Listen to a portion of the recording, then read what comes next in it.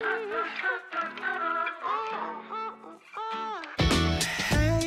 it's been quite a while since I've seen you smile. Take time for yourself, or say it's good to be you. Been soaking so long, your head's hanging down, your face stuck in a frown. Well, listen, baby, I'm done trying to keep it together and wondering whether I'm right or I'm wrong. And all I need is a song.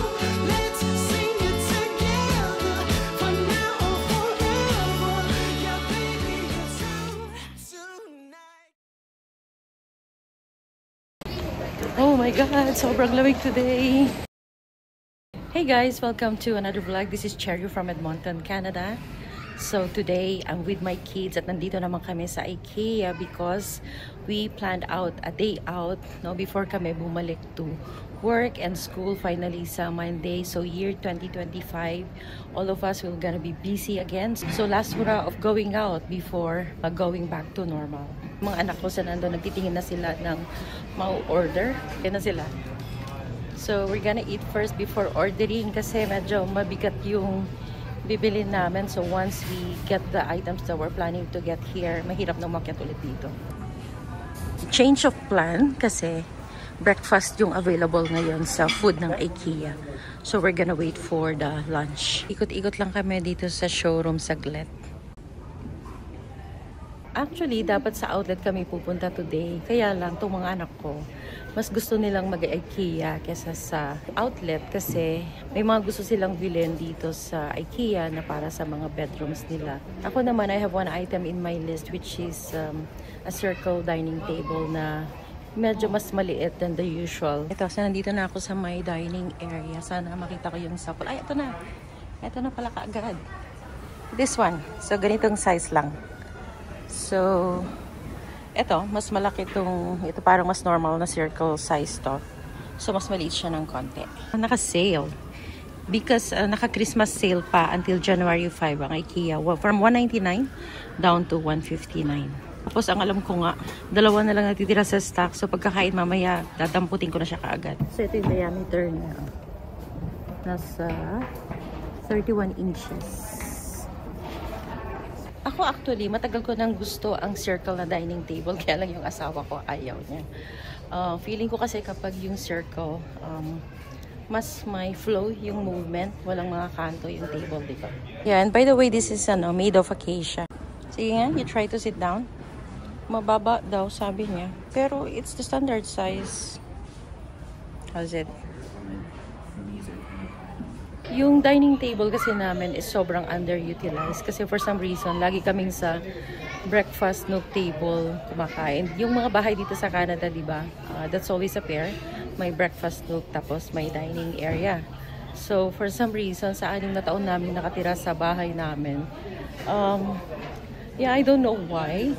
Nakaka-relate ba kayo? Or mostly sa dining area kayo kumakain? But for us, for some reason, it's because it's so convenient eating at the breakfast nook table. So for some reason, doon na kami palaging kumakain.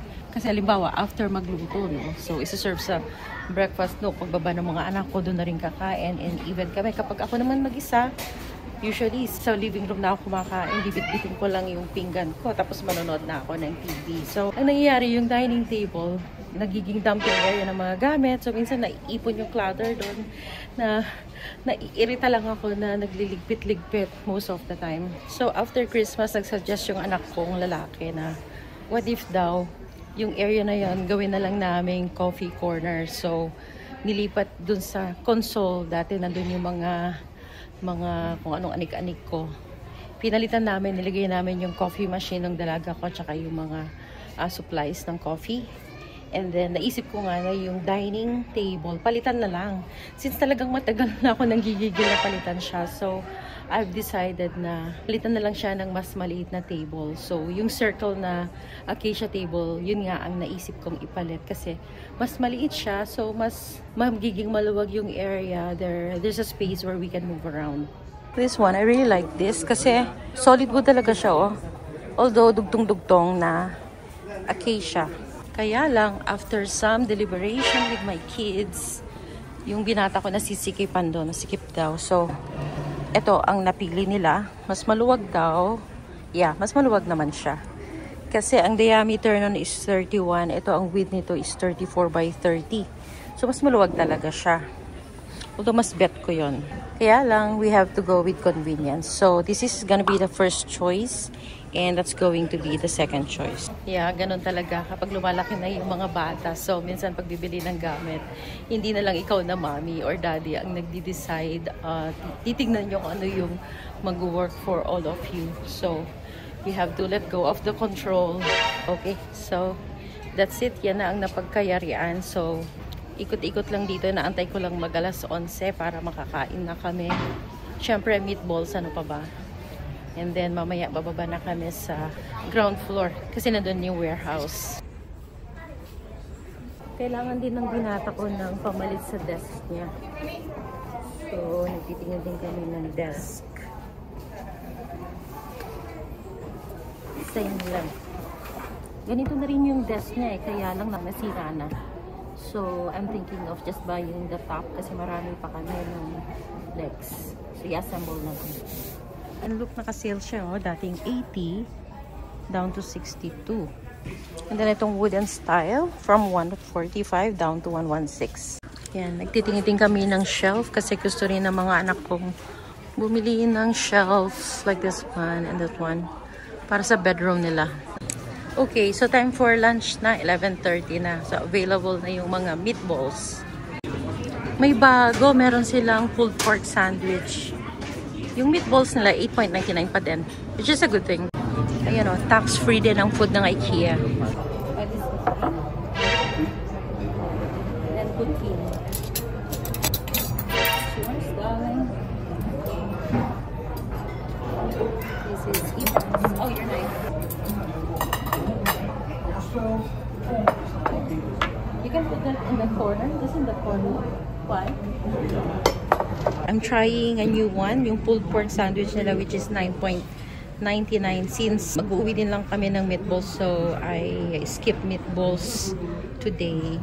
So yun ang pagkain nila, meatballs and kiddie mac and cheese, 2 poutine. We're missing poutine. Oh, let's check the receipt. Tapos meatballs. Of course, free coffee. Tapos garlic bread. We have 2 free coffee and free GST. Lahat ng food namin. Kain po tayo. Tikman ko nga muna to. It's a bit sweet. And then crunchy yung bread. A bit crunchy doon. Okay lang. Mas masarap pa rin yung meatballs. We're done with lunch. Down to ano na tayo? Warehouse. Shopping time. Okay, so maghanap nga tayo ng sale items. Although, syempre bibilin lang natin yung really functional and magagamit natin sa bahay. Ito, mga 199 area. Nandito tayo sa mga pinakamurang corner. Ito, may kailangan pala kaming bilhin kasi meron akong tinapon na ladle. No, not that one. The small ones. Gusto mo yan? We have the big ladle na. How much is that? 169? O sige, take it na. Kasi metal yung existing sa bahay. Parang wala na yung dati kong binibili. Yung mga ganitong set pero mas maliliit. Yung last na gamit namin, nasira, tinapon ko. Okay, eto, nakita ko to, gusto ko siya. Cheese grater. $5. Kasi, ito siya, oh. So, may cover na siya. Pag nag-grate ka, ganyan, may container na para hindi makalat. Let's get this, Yana. So, gusto na niya ng ganon. So, it's getting made of bamboo. Gagamitin niya sa desk niya para sa mga trinkets na mga nasa desk niya. Kumuha din pala ako neto. This is only $4.99 para sa ano, lalagyan ng tray. Meron ako mga ganito, pinaglalagyan ko mga leads ng pants. Ito naka-sale from 5 to 2.49. I need one more. May binibenta ng ano, IKEA hoodie for $35. Yan, palagi silang may mga bago eh. Yeah, ito mga bago tong mga to. Yan. Ay, ito maganda rin, oh. Mayroon siyang texture. $13. Ay, ito magtingin tayo ng mga cortina. Let's see kung merong maganda. Ito mga, ano to. Mga cortina to, they block lights. Kaso, ganyan yung likod niya. So, mahal. $69. $79. Isang panel. Isang panel lang ba to o pair na? Pero kahit no pair, mahal pa rin. Ito maganda tong mga sheer curtain na ganito. $25 na siya. Dati napili ko taga $10 lang. Wala akong nakita. Okay. Moving on. Tapos dito naman sa bedding section. Mga duvet. Ang dami nila magagandang duvet, oh. Although it's not on my list today. Masarap lang magtingin-tingin kung anong bago. Ito may mga nakasale, oh. Dating 40, 20 na lang. Ito, Flower Power. Dating 69, 49. Ito mukhang bago to. 39. Yan, and a lot of colorful options. Andito yung mga simpleng duvet cover. Ito yung parang hotel-like, oh, sa hotel. Yung ganyan. Pero ang mahal, $80. And this is just twin. And white. Twin. Pero ganda. Ganda ng tela niya, oh. Okay, so this one, right, Mom? This one's really nice. Hindi siya pasok sa budget. So, doon lang muna siya sa wish list. Kasi hindi pasok sa budget. Parang gusto ko yung circle na floor mat. Para hindi siya makain sa space para sa bathroom. For only $12.99. Okay, next section, mga storage na. So, dito, mukhang marami kaming mabibili dito. Ay, parang gusto ko tong dilaw na to. Ay, I'm gonna get one na. Kasi minsan pag naghugas ng pinggan, ginagamit kong basin, minsan yung malalaking bowl. Okay, ito siya, nakasale pa pala, oh. $3.99 na lang. Okay, let's get one. Ganda ng color, no? Itong basket na to, oh, dati siyang $39, $10 na lang. Ito kayang sa kabila. Yan ang gusto ko, yun sa kabila. Oh, it's not on sale. This one never goes on sale. Kailangan ko rin ng mga clear na storage na ganito. Ang problema ko lang dito kasi yung lid niya, pinapatong lang, hindi mo siya nalalak. Meron yung mga nalalak sa Canadian Tire. Napakamahal naman. So, anong options ko? Paano kaya? Bumili pala itong babaita. Oh, give me that one. Nako, looks like we need another pushcart later. Okay, so looks like I'm gonna settle for this kasi $5 lang isa. Tapos yung lid niya, eto $150 lang isa. So, $650 each. Samantalang yung binili ko sa Canadian Tire nun, isa lang, isang pair lang. Lid lang at saka yung clear na box. Pero nalalak, $27. Laking difference, diba? So, gagawan ko na lang ng paraan paano siya malalak siguro. Tatalian na lang. Yan, kasi marami akong mga gamit na mga gamit na pangkusina na ginagamit ko sa cooking vlog before.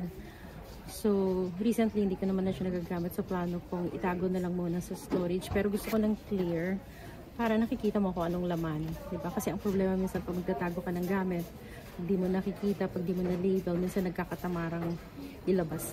So, I'm gonna need 4 of this. So, kuha na ako ng 4 na lid. Tapos, kailangan ko ng 4 neto.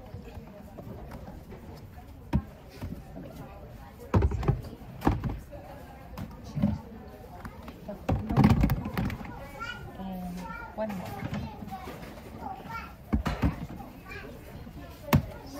There you go. Ayun, kailangan ko din to para sa mga winter jacket. Kaya bumili ako ng isang set nito before, nagkulang na. So, $7 pa din for 8 pieces. Hello? Pag nag-IKEA ka talaga, you won't go home empty-handed. Nung nag-promo, nung pasukan ng school, ang IKEA, nakabili ako niyan. Kasi nagka-promo sila ng free delivery. So, nagpa-deliver ako sa bahay. I'm gonna need to buy the pen though. So, I need this. Spare. Yeah. Bilhin ko na kasi usually mga once a year lang kami dumadalaw dito sa IKEA eh. So, kunin ko na yung mga kailangan ko para hindi ko na binabalikan pa dito.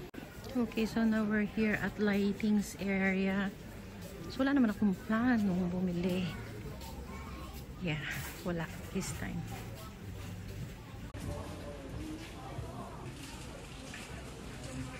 Oh, this one, oh. Magkano siya? 349. Hindi, 399 yung nasa baba pala. Ito yung 349, dating 5. Gamitin ko siya for a different time zone. Para pag tumatawag ako sa Pinas, I can see right away kung anong time nila. Oh, patapos na pala kami dito eh. Oh, palabas na to. Tapos pipick upin na lang namin yung table, tsaka yung mga shelf. Doon sa warehouse, doon sa labas. Labas na tayo.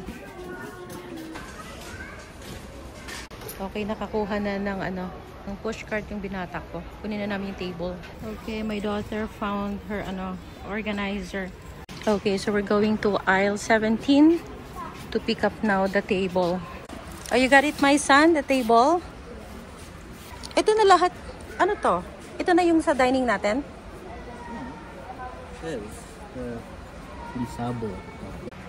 Let's double check yung legs niya kasi baka mamaya yung top lang yan. Para tayo maproblema. Okay, check nga lang namin kasi mahirap na. Ayoko nang bumabalik-balik. So, ito siya, yung Lisabo. Ito. Hindi naman naka-specify.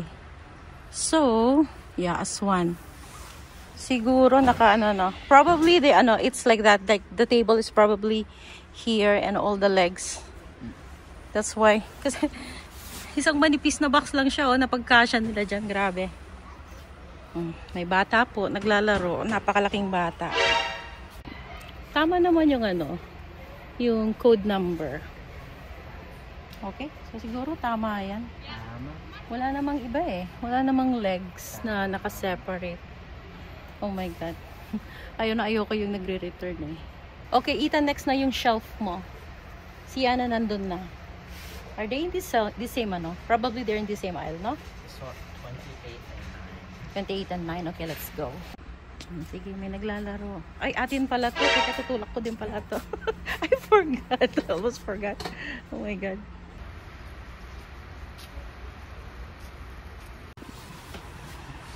Sige. 28 siya. 28 din yung sa'yo. 28 aisle siya. Anong number nung aisle mo? Para sa shelf mo? Magkaiba kayo. Okay, I think we're going to 28 first. Let's go. Talaga? Okay. That's the correct one? Okay. Take it.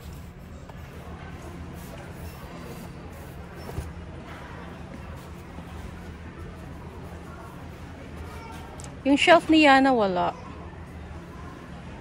Okay, double check mo ha? Double check. Okay. Okay, there's more to get. Yung pair nung shelf niya. 3 different aisles daw. Tapos yung tabletop niya pa. Hala, bakit kakaunti yan? Is that the one? 804,177.35.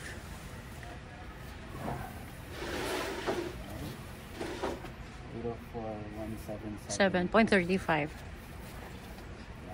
Ayan, yung kasama nung shelf par sa wall. Okay. That's it? Akala ko 3 different aisles yan. No, the desk is 3. Oh, the desk. Okay, let's go for the desk then. Okay, next aisle yan. Nawala na ako. Hindi ko na nasundan yung binata ko. Antayin ko na nga lang siya dito. I forgot what aisle he went. Susan ko yung babaeng kumuha na ng meatballs. 3 pack. Ayun siya. Yan, yan. Maganda yung pambaon. Yan, utay-utay nila yung kakainin sa bahay. Lagay mo dito. How many? 2 lang? Sure. Ubus na. 3 pinapakuha ko. 2 na lang na natira. Ayan, masarap. Yan na yan. Ito yung siniserve sa restaurant. You got it na. Yun. Tabletop.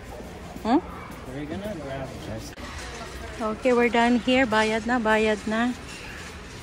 Okay. So, next year ulit IKEA.